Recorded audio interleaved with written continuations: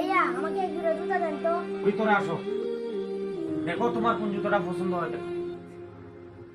ভাইয়া আমাকে ওই জুতাটা দেন। তোহা, তাকে এই জুতাটা দাও। ভাইয়া জুতাগুলোর দাম কত?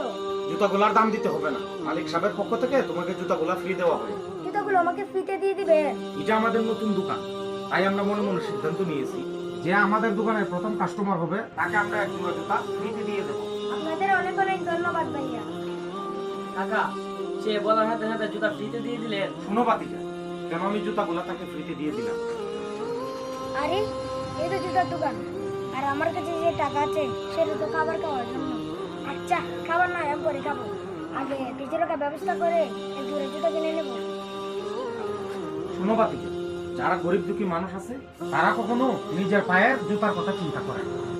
আমাদের সবার উচিত তাদের মতো